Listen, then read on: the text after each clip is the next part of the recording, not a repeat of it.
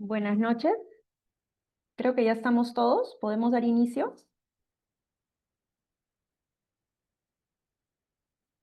¿Sí? Buenas noches con todos, buenas noches profesora. Sí, yo creo que ya podemos ir iniciando en lo que se van conectando de repente más participantes. Perfecto. Muchas gracias, Rosángela. Bueno, buenas noches con todos. Yo soy Patricia García Santillán. Soy profesora del PAE en Derecho Empresarial. Yo voy a dictar el curso de Operaciones y Fusiones dentro del programa. Y esta es una clase modelo que vamos a tener de algunos de los temas que vamos a ver en el curso, ¿no? El tema que nos convoca el día de hoy es adquisición de acciones y activos claves para una transacción exitosa, ¿no? Entonces, ¿qué es lo que quiero yo exponerles con esta clase modelo del curso que yo voy a dictar y que va a ser materia del programa, ¿no? Yo lo que les quiero exponer son de repente los lineamientos clave más importantes para asegurar una transacción exitosa en el entorno corporativo, ¿no? Ya sea una compraventa de acciones o ya sea una compraventa de activos, ¿ok? Ahora, siempre es importante tener presente el interés que se tiene respecto a esta transacción. O sea, ¿qué es lo que yo quiero de esta transacción? ¿Yo quiero adquirir el control de una empresa o yo quiero simplemente comprar activos importantes de esa empresa? ¿No? Entonces, eso es lo primordial, lo principal, lo que va a definir qué tipo de transacción yo voy a realizar. Si voy a realizar una compraventa de acciones o una compraventa de activos, ¿no? Muchas veces algunas personas en la práctica profesional, algunos clientes me preguntan, ¿no? Em, a ver, yo quiero hacerme de los activos de esa empresa, ¿no? Porque los activos son lo más importante que tiene la empresa, ¿no? En verdad la empresa para mí no tiene ningún valor. Yo lo que quiero es comprar los activos. Entonces, si yo soy el comprador, si yo soy la abogada del comprador, si yo estoy del lado del comprador, a mí lo que me va a interesar es comprar los activos, si es lo único que a mí me interesa, ¿correcto? ¿Y por qué? Porque para mí como comprador, yo solamente tengo que ir hacia el interés, que es los activos, ¿ok? A mí como comprador no me convendría en esa situación comprar la empresa, o sea, comprar las acciones. ¿Por qué? Porque yo me podría estar haciendo de una empresa que de repente tiene contingencias, tiene problemas económicos, tiene pérdidas, tiene deudas, tiene de repente algunas situaciones que ni siquiera están plasmadas en los estados financieros y que pueden salir en cualquier momento, pasivos ocultos, contingencias, etcétera. Entonces, si mi objetivo como comprador es hacerme de los activos porque para mí lo que realmente tiene valor en esa empresa son los activos, entonces obviamente me conviene irme de frente a la compra de los activos. ¿Ok? Y de esa manera me evito cualquier contingencia, cualquier problema que me pueda presentar el hecho de yo adquirir la empresa. ¿Ok? Ahora, si yo soy el vendedor en esa situación, a mí como vendedor más bien me va a interesar vender las acciones de la empresa, ¿no? Y yo voy a tratar de convencer a ese comprador de decirle, no, pero está bien, a ti te interesan los activos, pero a mí me parece que mejor te compras la empresa, compra las acciones y te haces de la empresa y al hacerte de la empresa, obviamente te haces de los activos de la empresa, ¿no? ¿Por qué? Porque yo como vendedor, ¿para qué me voy a quedar con una empresa cascarón que ya no tiene ningún valor y que más bien de repente tiene contingencias, pasivos ocultos y una serie de problemas de los cuales yo me quiero desligar? ¿Correcto? Entonces, eso es lo que hay que tener en cuenta en un primer momento cuando yo estoy frente a la posibilidad de cerrar una transacción en el ámbito corporativo. ¿Ok? Ahora, si lo que el comprador quiere realmente es tener el control de la empresa o tener una inversión en la empresa y hacerse de un porcentaje accionario, entonces obviamente sí va a tener que comprar acciones, ¿no? Pero eso es importante tenerlo en cuenta porque muchas veces el tema de compraventa de activos termina en una compraventa de acciones innecesaria y al final el comprador se lleva lo que tenía valor para él, pero también se lleva contingencias, problemas y cargas de una sociedad que no le interesaba, ¿ya? Eso hay que tenerlo en cuenta. Si yo quiero las acciones, bueno, obviamente tengo que cargar con todo, ¿no? Con lo bueno y lo malo de esa sociedad. Pero si no, no tendría por qué hacerlo, ¿ok? Ahora, eh, lo segundo que tengo que ponerme a pensar es, ¿qué regulación voy a tener que tener en cuenta, ¿no? Es decir, ¿cuáles son las leyes que van a definir, regular esta transacción, ¿no? En las cuales yo me tengo que basar para poder cerrar esta transacción. En primer lugar, el Código Civil, ¿no? El Código Civil que nosotros tenemos en el Perú es del año 1984 y es el que regula todos los contratos de compraventa de bienes, ¿no? Entonces, en ese sentido, si yo hago, por ejemplo, una compraventa de activos, estoy haciendo una compraventa de bienes. Si yo hago una compraventa de acciones, también estoy haciendo una compraventa de bienes porque las acciones se consideran bienes también, ¿ok? También tengo que tener en cuenta, obviamente, la Ley General de Sociedades, porque estamos hablando de acciones de sociedades anónimas, por ejemplo, ¿no? Luego tengo que tener en cuenta las normas tributarias y sectoriales, ¿no? ¿Qué implicancias tributarias va a tener esta compraventa? ¿Cuánto de impuesto va a tener que pagar el vendedor de impuesto a la renta? ¿Va a haber IGB de por medio en esta transacción? De repente, si son inmuebles, ¿van a haber algún tipo de impuesto municipal, alcabala, etcétera? ¿No? Todo eso hay que tenerlo en cuenta. Y también las normas sectoriales, es decir, a qué sector pertenece este negocio, esta empresa, ¿no? Si de repente está en el sector de hidrocarburos, si está en el sector de energía, si está en el sector inmobiliario, industria en general. Hay que saber en qué sector está también para saber si la norma específica de ese sector me exige o me pide tener algún tipo de formalidad cuando yo realice esta transacción. Formalidad, requerimiento, aviso, comunicación, ¿no? A veces hay entidades que regulan determinados sectores que te piden avisar, comunicar que estás haciendo una de estas transacciones importantes, ¿ok? Y finalmente la ley de mercado de valores, porque también puede ser una empresa que está supervisada por la Superintendencia de Mercado de Valores y que también hay algún tipo de implicancia en este sector por la transacción, ¿ok? Bueno. Entonces vamos a considerar ahorita que estamos en una transacción que tiene por objeto la compraventa de acciones. O sea, yo desde un inicio dije, no, yo quiero comprar acciones, ¿ok? Yo estoy interesada en comprar acciones, ¿ok? Entonces, acá tengo que hacer una evaluación previa, ¿no? ¿Cuál es el porcentaje que yo quiero adquirir? ¿Qué porcentaje yo voy a adquirir? Va a depender de qué interés tengo yo en esa empresa, ¿ok? Yo simplemente quiero tener una inversión, ¿no? Entonces de repente yo quiero comprar un 10%, un 15%, un 20%, un 30%, ¿no? Entonces ese es mi interés, ¿no? Quiero comprar ese porcentaje. Pero de repente no, yo tengo un interés aún mayor. Yo no quiero tener una inversión minoritaria, ¿no? Yo lo que quiero es tener el control de esa sociedad. Entonces, si yo lo que quiero es tener el control de la sociedad, yo tengo que adquirir un porcentaje tal que me permita tener ese control en la sociedad. ¿Y cómo determino cuál es el porcentaje que yo tendría que tener o comprar para poder hacerme del control de la sociedad? En base al porcentaje o a los porcentajes que estén definidos para la toma de las decisiones más importantes de la sociedad, ¿ok? ¿A qué me refiero con eso? ¿No? Al quórum y a las mayorías que se consideran para la toma de decisiones en la sociedad. Es decir, tengo que ver si qué porcentaje necesito para, por ejemplo, tomar una decisión respecto a la enajenación de activos, a una reorganización societaria, a una modificación estatutaria, a un aumento de capital, a una reducción de capital, ¿no? A todos aquellos actos que puedan implicar una modificación en la organización y funcionamiento de la sociedad, que puedan implicar un aumento o una reducción en el capital, una transformación del tipo societario en el que estoy, etcétera, ¿ok?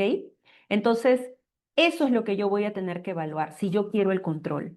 Voy a tener que ver cuáles son los quórums y mayorías que se requieren para poder tomar este tipo de acuerdos de mayor envergadura.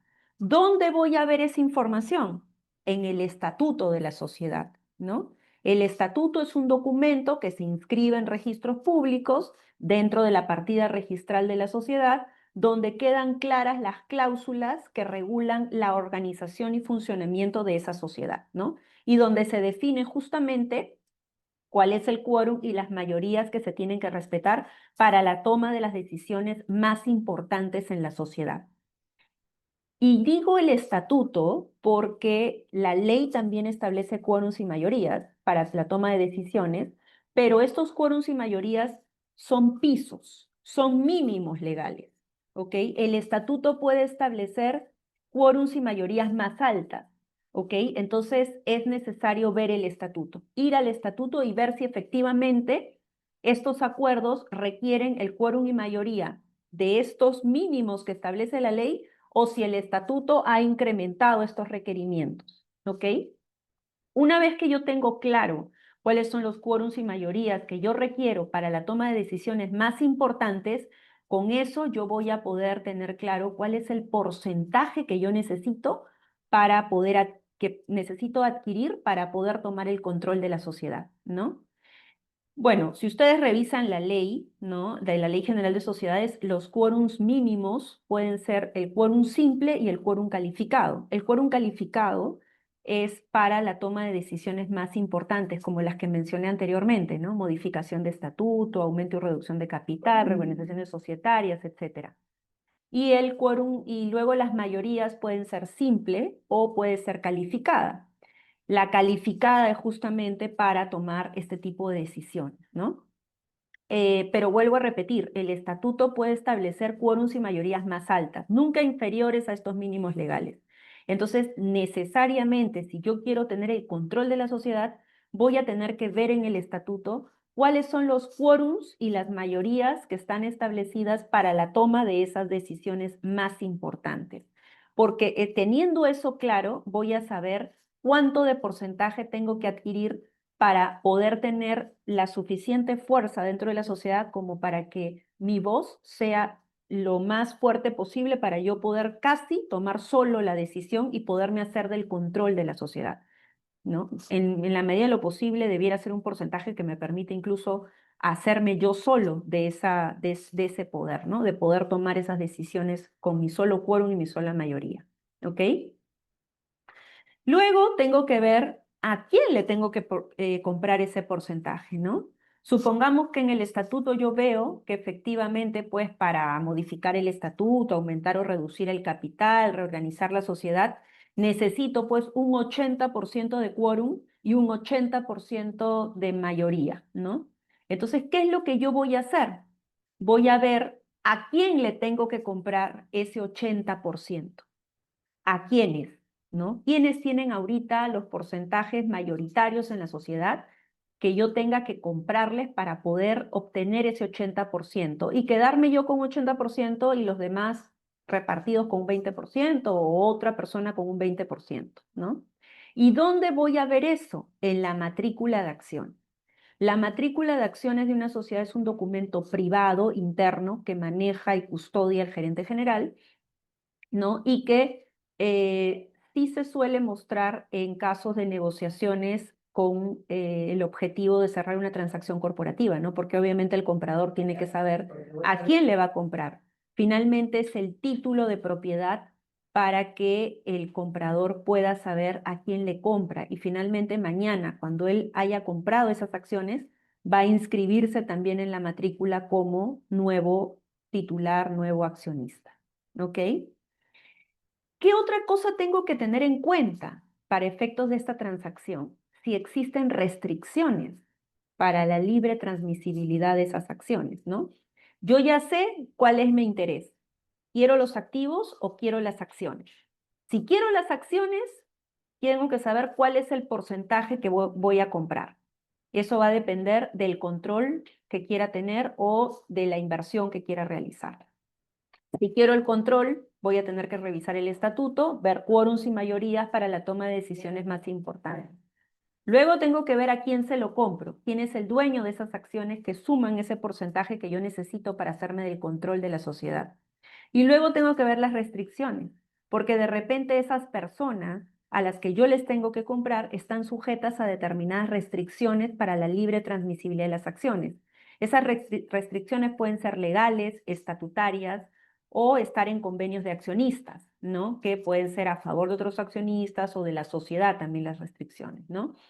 ¿Cuáles son ese tipo de restricciones que yo puedo encontrar en la ley, en el estatuto, en convenios de accionistas? Por ejemplo, el derecho de preferencia a favor de otros accionistas o de la sociedad, ¿no? El derecho de preferencia, si soy una sociedad anónima cerrada, es una limitación que viene dada por la ley. La única manera de no tener ese derecho de preferencia dentro de una sociedad anónima cerrada es que eso se haya eliminado expresamente en el estatuto. Pero si no hay ninguna eliminación en el estatuto, entonces se entiende que ese derecho de adquisición preferente rige en esa SAC. ¿Ok? Y si es una sociedad anónima ordinaria, en principio no hay ninguna restricción, salvo que yo encuentre que existe derecho de preferencia pactado, ya sea en el estatuto o en un convenio de accionistas. ¿Qué otra restricción puedo encontrar? La cláusula del consentimiento de la sociedad. ¿Qué es esto del consentimiento de la sociedad? Esta cláusula implica que para yo transferir acciones a otros, previamente tengo que contar con la venia de la sociedad. Es decir, la sociedad en Junta General de Accionistas me tiene que aprobar que yo pueda transferir esas acciones a terceros. Esta cláusula de consentimiento previo de la sociedad es como una suerte de segundo filtro después del derecho de preferencia. Es decir, si un accionista desea vender sus acciones a otros, primero tiene que ofrecerle sus acciones a los demás accionistas. ¿Por qué? Porque los demás accionistas tienen derecho preferente a adquirir esas acciones antes que los terceros. Pero ¿qué pasa si los demás accionistas no ejercen ese derecho de preferencia? Entonces, ese vendedor accionista tiene el camino libre para poder ofrecer esas acciones a terceros. Pero si en esa sociedad, en el estatuto o en un convenio de accionistas, se ha pactado adicionalmente la cláusula del consentimiento previo por parte de la sociedad, entonces esa posibilidad de vender las acciones a terceros va a tener que pasar por un segundo visto bueno, que va a ser a través de una Junta General de Accionistas que apruebe la transferencia de esas acciones a ese tercero. ¿Ok? Por eso digo que es como un segundo filtro, ¿no? De transferencia, ¿ya? Ojo, esto del consentimiento previo de la sociedad no es una cláusula que rija por mandato legal, como sí lo es el derecho de preferencia que viene dado por mandato legal en la Ley General de Sociedades. ¿Ok? No viene así para efectos, por ejemplo, de la SAC. Esto es una cláusula que solamente va a regir en la medida que yo la incorpore dentro del estatuto. Si yo no la incorporo dentro del estatuto, la cláusula no rige. ¿Ok? Pero hay que tener en cuenta que pueden existir estos acuerdos. Y luego tenemos otras cláusulas que se suelen incluir, pero en convenios de accionistas, no tanto en estatuto, ¿ya? Como por ejemplo el tag along y el drag along, ¿no? El tag along es una cláusula que se puede resumir en si te vas, llévame contigo. Es como una suerte de derecho a vender, como un acompañamiento, ¿no? Es una cláusula que hace que de alguna manera un accionista pueda obligar al otro, ¿no? A acompañarlo en esta venta, ¿no? Es decir, yo como acción, supongamos que yo soy un accionista mayoritario y viene un tercero y me dice, oye, Patricia, te quiero comprar todas tus acciones. Perfecto, pero mi accionista minoritario, mi socio, me dice, Patricia, pero tenemos un tacalón firmado en un convenio de accionistas. Entonces yo tengo derecho a vender contigo, ¿no? También puedo acompañarte en esta venta y vender contigo mis acciones de manera conjunta con las tuyas a favor de este tercero, ¿no?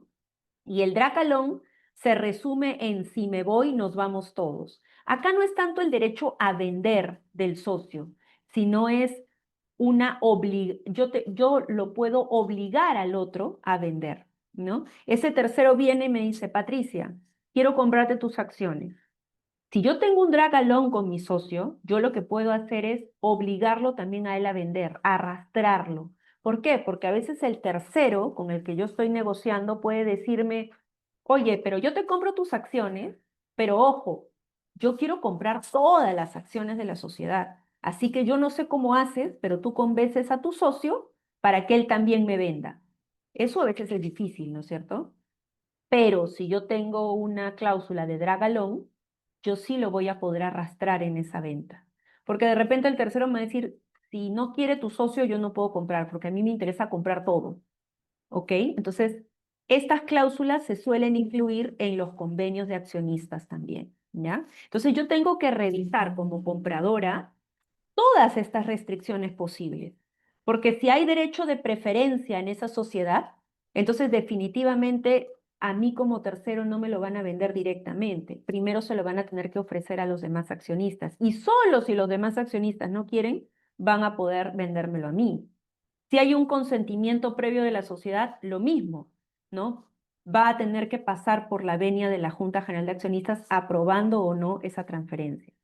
Y si hay estos tacalón o dragalón, también de repente a mí me va a facilitar poder hacerme de un mayor control en la sociedad, porque entonces voy a poder tener de repente la posibilidad de que todos los accionistas me puedan transferir sus acciones, ¿ok? Dependiendo de la cláusula de la que se trate, ¿no? Ahora, si yo lo que quiero es comprar los activos, a nivel societario yo tengo que tener en cuenta que para que una sociedad me venda sus activos, ¿no? Porque cuando yo compro acciones, ¿yo a quién le compro? A los accionistas compro las acciones de la sociedad, ¿no es cierto? Son los accionistas los dueños de las acciones que yo compro. Cuando yo compro activos, ¿quién es el dueño de esos activos? La sociedad misma. ¿No? Entonces, para que la sociedad venda sus activos, la Ley General de Sociedades me pone un requerimiento. Me dice que la Junta General de Accionistas es el órgano supremo de una sociedad, es quien tiene que acordar la enajenación en un solo acto de activos cuyo valor contable exceda el 50% del capital de la sociedad. Entonces, si yo quiero comprar activos cuyo valor contable excedan el 50% del capital de la sociedad, yo tengo que contar con la aprobación, el acuerdo de la Junta General al respecto. Si no cuento con ese acuerdo, no va a ser válida la transacción. ¿Ok? Eso es bien importante de tener en cuenta, porque a veces dice, no, vamos a vender esta cantidad de activos de este valor. Ah, ya. ¿Y quién tiene poder para eso? El gerente general. Lo miro en la partida registrada. El gerente general puede vender y comprar activos, no sé qué, sin ninguna limitación, a sola firma, no sé qué. Perfecto.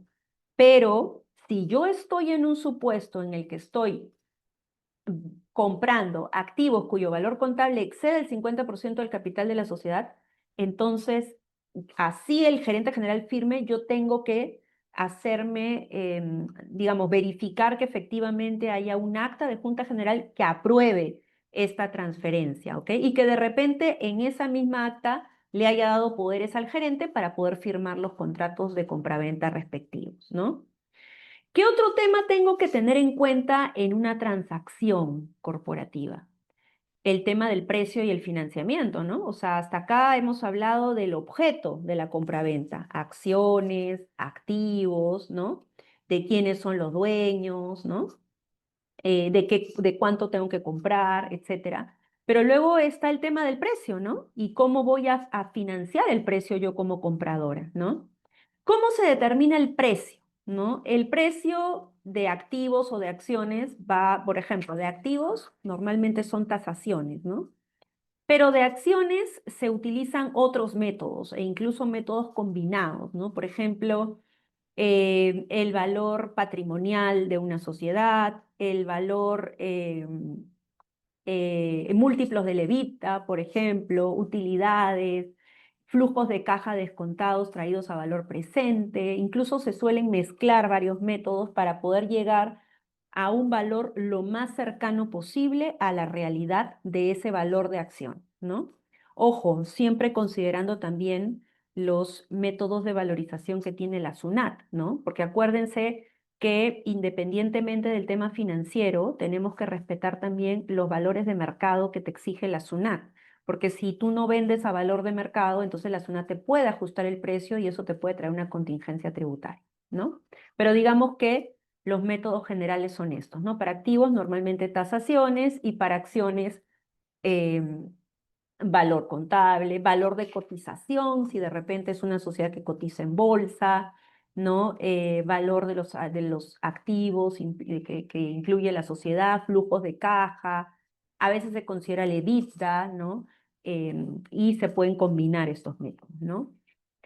Muy bien, ahora, ¿cómo financio ese precio? ¿No? ¿Cómo lo pago? Si lo puedo pagar al contado, excelente, ¿no? Pero eso es bien, bien complicado normalmente cuando son transacciones importantes y de un valor económico importante, ¿no? Acá lo que hay que tener en cuenta es que la sociedad no me puede financiar. ¿Ok? En el Perú está prohibida la asistencia financiera. Está prohibido que la sociedad pueda financiar la compra de sus propias acciones. ¿A qué me refiero? La norma me dice lo siguiente: en ningún caso la sociedad puede otorgar préstamos o prestar garantías con la garantía de sus propias acciones ni para la adquisición de estas bajo responsabilidad del directorio. ¿Ok? En ningún caso la sociedad puede otorgar préstamos o prestar garantías con la garantía de sus propias acciones ni para la adquisición de estas bajo responsabilidad del directorio. De esta norma podemos sacar dos supuestos que están prohibidos por la ley peruana: que la sociedad otorgue préstamos con garantías de sus propias acciones o para adquirir estas, o que preste garantías para la adquisición de sus propias acciones. Entonces yo no le puedo decir a la sociedad: oye, sociedad, tú dame un préstamo y yo compro las acciones y luego te pago cuando ya sea accionista, ¿no? O sociedad, yo compro las acciones y te las doy a ti en garantía, ¿no? O sea, no puedo hacer ninguno de estos supuestos porque están prohibidos por la ley, ¿ok? El financiamiento, en todo caso, voy a tener que buscarlo o la garantía de terceros, pero no de la propia sociedad. Entonces, ¿cómo me puedo financiar?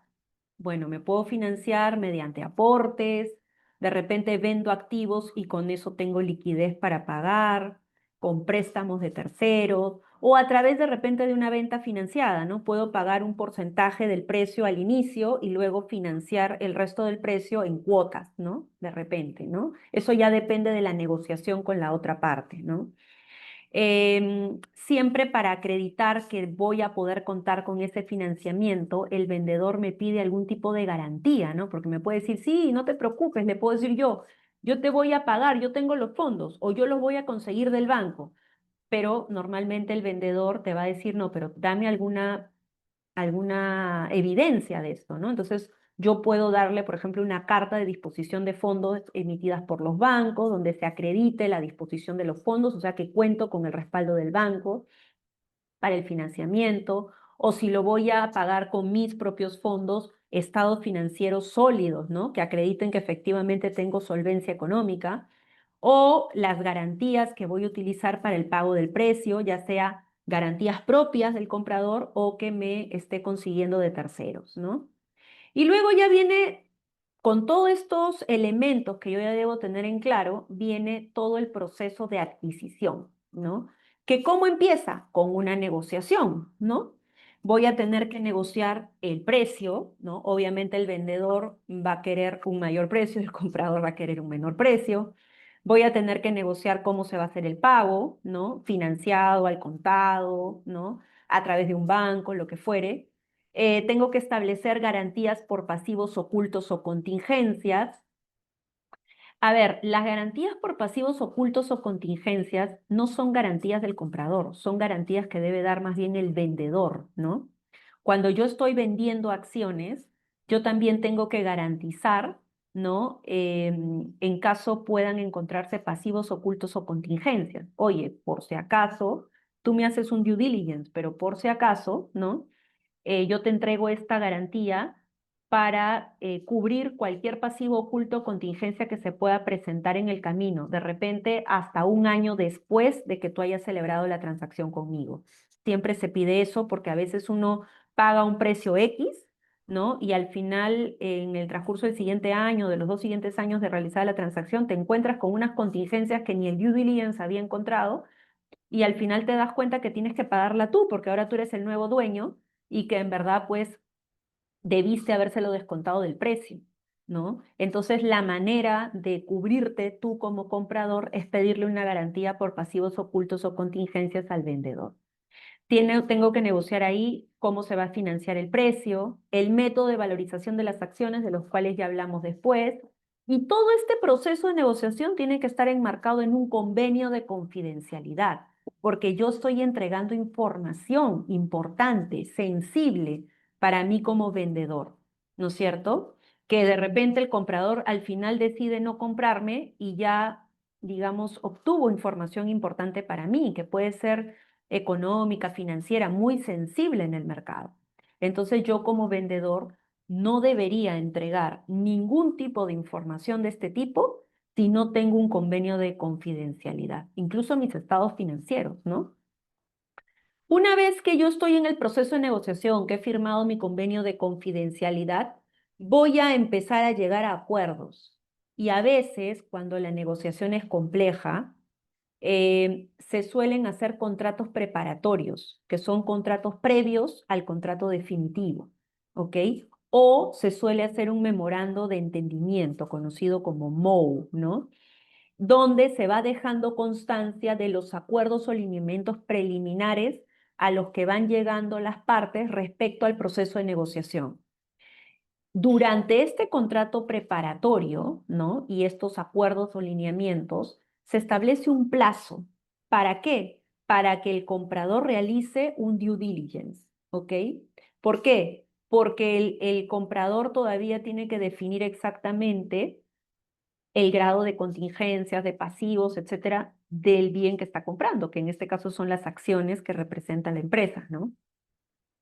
Y eso le va a permitir al comprador poder firmar después un contrato de compraventa definitivo, donde de repente pueda aterrizar más el valor del precio exacto, la forma de pago, qué garantías por pasivos ocultos o contingencias va a pedir, etcétera, cuando ya pudo obtener toda la información de la situación en la que se encuentra la empresa, ¿no?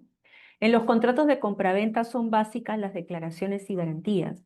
Cada comprador y cada vendedor va a tener que expresar sus declaraciones y sus garantías respecto a lo que está vendiendo y a lo que está recibiendo, y a quién es él como vendedor y quién es él como comprador, y qué es lo que garantiza cada uno de su parte, ¿no? Y como les dije, importantísimo la garantía por contingencias y pasivos ocultos que pueda dar el vendedor. Y finalmente hay que tener muy en cuenta siempre en toda transacción los aspectos tributarios. A veces los abogados corporativos podemos hacer un contrato de compraventa excelente, claro, detallado, donde nos hemos puesto en cada situación que se pueda presentar, pero de repente no estamos tomando en cuenta algún tema tributario que pueda afectar el precio o complicar de repente al vendedor, etcétera, ¿no? Entonces es importante tener las implicancias claras y que se cumpla con las normas tributarias para no tener problemas con SUNAT, ¿no? ¿Cuáles son esos contratos preparatorios o acuerdos precontractuales de los que estábamos hablando en la lámina anterior? El Memorandum of Understanding, por sus siglas en inglés, pero que es el acuerdo de entendimiento, memorando de entendimiento. La carta de intención también puede ser un acuerdo precontractual donde yo voy estableciendo lineamientos a los que voy llevando a acuerdos previos. A veces la carta de intención o el MOU también se puede firmar como un documento no vinculante. ¿A qué me refiero? A veces se suele decir, esta carta de intención o este memorando de entendimiento lo firmamos, pero dejamos claro que no es vinculante para las partes, ¿ok? ¿Por qué? Porque lo único que queremos es tener una suerte de resumen de los acuerdos a los que vamos llegando, ¿no? Porque todavía no estamos seguros de si vamos a firmar o no un contrato final, ¿ok? Obviamente el vendedor va a querer que sea siempre un acuerdo vinculante, ¿no? Y el comprador va a querer cubrirse y va a querer que sea un acuerdo no vinculante, por obvias razones, ¿no? ¿Qué otros documentos se pueden firmar como documentos previos? El compromiso de contratar y el contrato de opción, que son contratos preparatorios que están regulados en el Código Civil. Por el compromiso de contratar, las partes se obligan a celebrar en el futuro un contrato definitivo. En el compromiso de contratar, siempre hay que tener en cuenta que es un acuerdo mutuo. O sea, ambas partes han decidido acordar que van a celebrar en el futuro un contrato definitivo. O sea, se obligan a celebrar ese contrato definitivo en el futuro. En cambio, el contrato de opción, en este contrato, una de las partes queda vinculada a su declaración de celebrar en el futuro un contrato definitivo y la otra tiene el derecho exclusivo de celebrarlo o no. Es decir, yo le doy una opción a otra persona, esa persona puede ejercer la opción y al ejercerla inmediatamente se tiene que celebrar el contrato definitivo porque yo quedé vinculada al otorgamiento de esa opción. ¿Ok? Bueno, entonces, ¿qué debe tener ese contrato preparatorio o ese acuerdo precontractual? El compromiso de compraventa, ya sea opción o MOU, ya sea vinculante o no.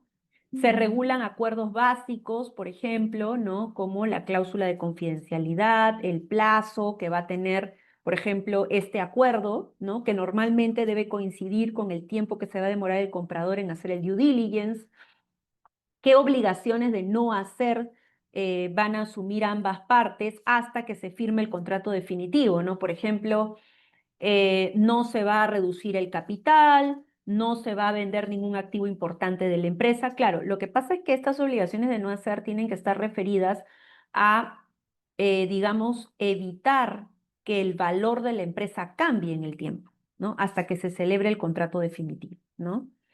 También se pueden pactar penalidades, ¿no? Derechos de salida, ¿no? En caso, por ejemplo, una de las partes no cumpla con alguna disposición. Puede haber también una cláusula en la que se pueda dar la reducción del precio o la resolución, ¿no? Por ejemplo, si en el due diligence yo encuentro contingencias o pasivos ocultos, incluso puedo someter esa determinación del precio a un tercero dirimente, ¿no? Normalmente se suelen nombrar a veces a empresas, tasadoras, ¿no? Se suele establecer también el mecanismo de solución de controversias y qué autorizaciones gubernamentales vamos a tener que sacar de repente para ir avanzando en el trámite. A veces para operar hay que sacar permisos que pueden durar un montón de meses, ¿no? Entonces se tiene que ir ya desde este momento estableciendo los mecanismos y la colaboración mutua entre vendedor y comprador para la obtención de estos permisos, ¿no? Y bueno, se tiene que hacer el due diligence, pues, porque definitivamente el comprador tiene que saber en qué situación está el vendedor, la empresa que está comprando, ¿no? ¿Y eso qué implica? Que va a tener pues que revisar los estados financieros, los libros contables, los libros financieros, va a tener que revisar también la documentación legal, registros tributarios, todo el tema laboral, ¿no? De recursos humanos, activos y pasivos, los contratos, el tema societario, los procesos judiciales y administrativos, el tema sectorial, el cumplimiento de las normas sectoriales por parte de la empresa, cómo está el tema de sus marcas y su propiedad intelectual, ¿no? Si todo está registrado en Indecopi y sus marcas están vigentes, y si además las siguen usando en la práctica, porque no solamente es que las tengan registradas, sino que realmente las usen, que no tengan pues ninguna deuda con ningún trabajador ni ante la SUNAT, ¿no? Y que todos sus documentos estén en orden, ¿no? Que no tengan tampoco de repente contratos en los cuales se hayan pactado cláusulas de cambio de control, ¿no? A veces en algunos contratos importantes de las empresas se establece que si la empresa vende sus activos más importantes o si la empresa cambia los titulares de la empresa, ¿no? Se va a tener que informar a este tercero, entonces, o ya no se va a poder continuar con ese contrato. Todo eso tiene que ser revisado porque eso puede tener una implicancia en la transacción importante. Si es un aviso, no tanto, ¿no? Pero si es que eso va a implicar de repente la resolución de un contrato, la aceleración de repente de plazos, ¿no? Todo eso sí puede afectar a la empresa y eso tiene que saberlo el comprador para ver cómo lo manejan o lo negocian para cambiar los términos o tratan de hacer una adenda al contrato o de hablar con el tercero para llegar a un acuerdo. O sea, todo eso tiene que estar ya previamente establecido entre las partes, ¿no? Y conocido por el comprador. Y bueno, se tiene que hacer también un due diligence en la parte financiera, operativa y comercial, no solamente en la parte legal, ¿no? El contrato de compraventa tiene sus cláusulas usuales, ¿no? ¿Cuál va a ser qué es el objeto del contrato? Las acciones o los activos, las declaraciones y garantías de las que hablábamos anteriormente, ¿no? A qué garantiza cada parte, las responsabilidades que asumen las partes en este proceso. A veces, de repente, tienen que colaborar, lo que decía, en la obtención de autorizaciones gubernamentales o asumir el pago de deudas o pasivos, incluso hasta después de un año de realizada la transacción, ver todo lo que tiene que ver con los temas tributarios y las implicancias de la compraventa, y todas las demás cláusulas que se suelen poner en los contratos de compraventa, ¿no? Todo lo que tiene que ver con la cláusula anticorrupción, tratamiento de datos personales, ¿no? Todo eso que es parte de todos los contratos que tenemos que firmar, ¿no? Y bueno, ¿qué tipo de garantías por contingencias o pasivos ocultos podemos pedirle al vendedor? ¿No? Carta fianza, por ejemplo, que es la más líquida, pero la más costosa a nivel financiero. Retención del precio, ¿no? Le puedo decir, oye, sabes que yo te pago una parte, pero te retengo otra parte del precio, ¿no? Hasta que no pase un año y yo pueda ver claramente el panorama de todo lo que hay detrás de esta sociedad. Fideicomisos de garantía, garantías reales, por ejemplo, una hipoteca o una fianza, garantías personales, ¿no? Y hay que tener en claro qué es diferente, o sea, cuál es la diferencia entre contingencia y pasivo oculto, ¿no? Contingencia es todo aquello que puede pasar. De repente, si yo no fui ordenado, diligente en llevar de repente mis obligaciones con SUNAT, ¿no? Entonces, seguramente puedo ver, uy, pero esto se trató mal. Acá hay una contingencia. En cualquier momento, SUNAT puede detectar y ver que esto no se ha tratado de la manera tributaria correcta, ¿no? Entonces, nos puede traer un problema más adelante.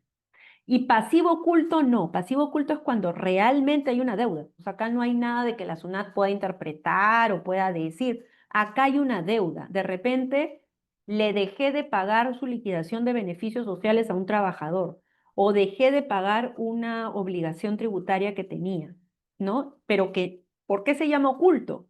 Porque no está reflejado en los estados financieros. No lo tengo contabilizado como una deuda, ¿no? Por eso es oculto, ¿ok?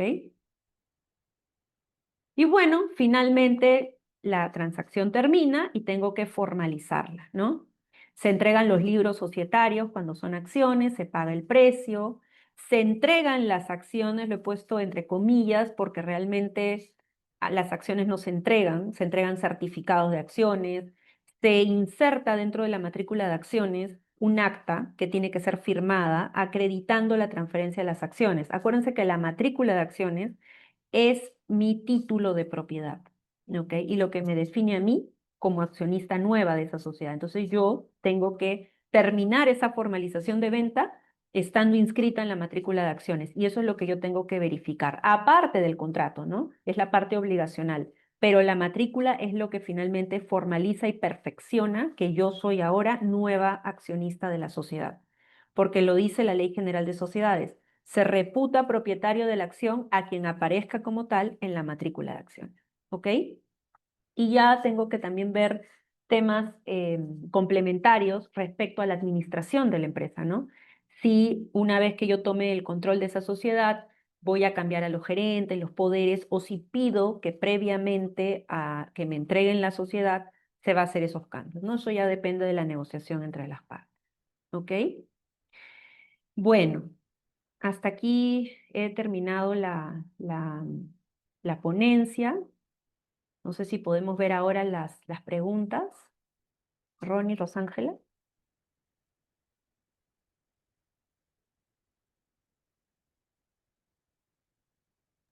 Sí, profesora, tenemos dos preguntas en la casilla. Eh, yo, sí me escuchan, ¿verdad? Para poder leerla. Sí, Ya. Por ejemplo, Carlos Rodolfo nos comenta, si la minuta no tiene ninguna cláusula de drag along o condicionales a permitir la venta, ¿se puede hacer un contrato de compra y venta de acciones a título valor cero? No, a ver, Carlos, yo nunca puedo hacer una compraventa a valor cero, ¿no? No solamente por un tema financiero, societario, sino también por un tema tributario, ¿no? Las acciones tienen que tener un valor, ¿no? Necesariamente. El mínimo que yo le podría dar es el valor nominal, ¿no? Que es el valor del capital. Ahora, tú preguntas si la minuta no tiene ninguna cláusula de drag along o condiciones a permitir la venta. O sea, si no hay ningún tipo de cláusula que me impida la libre transmisibilidad de las acciones, yo puedo transferir las acciones, pero eso no significa que lo tenga que hacer a valor cero o que lo pueda hacer a valor cero. Lo que significa es simplemente que yo como tercero voy a poder hacerme de esas acciones sin tener que sujetarme a ningún tipo de restricción, pero el precio de las acciones se tiene que respetar y tiene que ser el valor que corresponda según el método de valorización que se ha considerado, ¿no? Y obviamente siempre también respetando las normas de transferencia del TASUNAT, valor de mercado. Ok, Bueno, Ronnie. ujú. Carlos también comenta, ¿no? ¿Qué pasa si se firma el contrato para la vendedora, pero la vendedora no gestiona para que se inscriba el comprador como dueño de acciones? A ver, lo que pasa, Carlos, es que cuando se firma el contrato de compraventa de acciones, inmediatamente se tiene que comunicar a la gerencia general de esa sociedad para que la gerencia general anote ese contrato de transferencia de acciones en la matrícula de acciones, porque es a partir de ahí que se perfecciona la compraventa y el nuevo comprador es ahora el nuevo titular de esas acciones.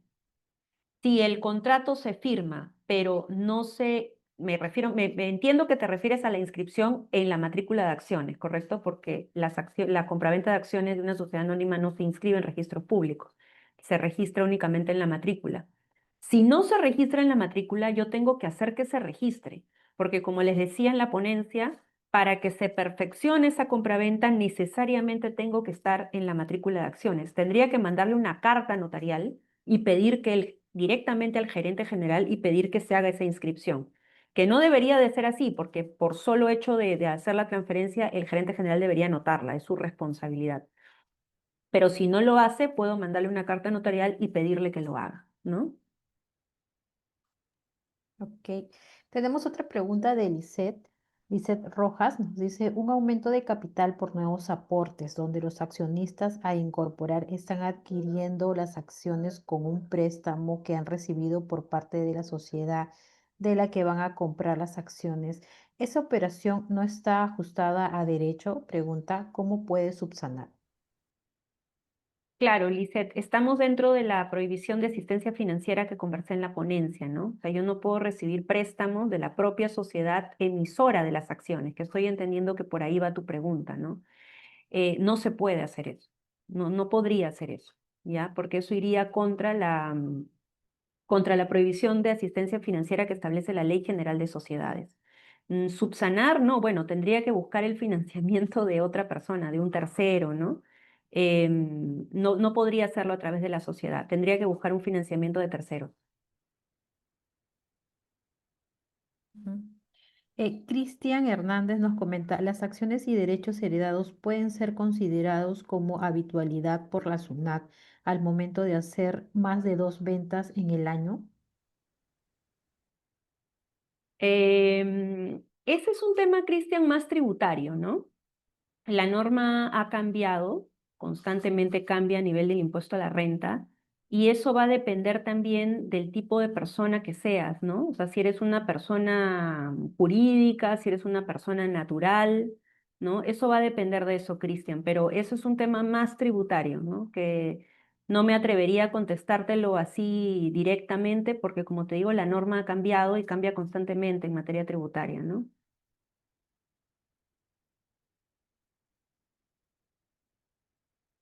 Correcto. Tenemos otro comentario de Jaime Tuxio. Bueno, dice felicitaciones por la excelente ponencia. Una pregunta, ¿es usual el acuerdo de alquiler de acciones por tiempo determinado? Alquiler de acciones. Bueno, ante todo un saludo a Jaime. Em, el acuerdo de alquiler de acciones por tiempo determinado. Yo me imagino que es como un contrato de uso, o sea, no sé si es usufructo al que se refiere Jaime, este, de acciones, ¿no? O sea, yo puedo tener diferentes derechos sobre las acciones, ¿no? Normalmente lo que se utiliza es derecho de usufructo sobre las acciones, ¿no? O sea, donde yo como una de las partes puedo dar en usufructo las acciones, que implica que, digamos, voy a ceder los frutos de esas acciones a otra persona y esa persona va a poder disfrutar. Y normalmente los frutos de las acciones son los dividendos, ¿no? O sea, los derechos del que da el usufructo siguen siendo los derechos, o sea, sigue teniendo sus derechos de accionista, ¿correcto? No cambia eso, pero normalmente lo que yo cedo son los frutos, que podrían ser, por ejemplo, los dividendos, ¿no? También se puede pactar en contrario, pero cuando yo hago un contrato de usufructo de acciones, eso es lo más usual, ¿no? Y sí, el derecho de usufructo de acciones sí es algo, no diría tan usual, pero sí lo he visto en varias oportunidades, ¿no? A ver, vamos con una última pregunta. En el caso de Natalie, es la pregunta de Natalie Gámez, en el caso compra-venta de acciones en empresas del mismo grupo económico, ¿qué puntos más importantes debe tener en cuenta o por ser grupo es más flexible? Bueno, en realidad, Natalie, cuando yo hago compraventas de acciones dentro de empresas del mismo grupo, en realidad la rigurosidad debe ser la misma, ¿no? No porque sean empresas del mismo grupo, de repente yo voy a ser menos diligente respecto al due diligence, por ejemplo, ¿no? Que te digo que suele pasar en la práctica, ¿no? Pero que no debiera ser así, porque finalmente em, puede afectar los estados financieros de la otra parte. O sea, no puedo, tengo que ser igual de imparcial que si fueran empresas de diferente grupo. ¿Ya? Yo sí no comparto digamos, esa actitud que a veces se tiene cuando son empresas del mismo grupo, ¿no? Yo creo que la rigurosidad debe ser la misma en cuanto al due diligence, en cuanto al precio, pero sí te digo, Natalie, que en la práctica, por ser del mismo grupo, a veces se suele cometer ese error, ¿no? De hacerlo flexible y dice, no importa, porque son empresas del mismo grupo, una le puede prestar a la otra, luego se devuelven y al final se hace un enredo que no debió haberse hecho. Cada empresa es diferente, cada empresa tiene sus responsabilidades a pesar de ser del mismo grupo, ¿no?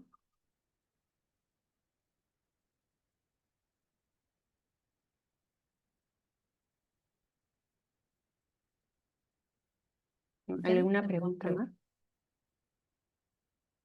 Ya no tenemos más preguntas. Ok,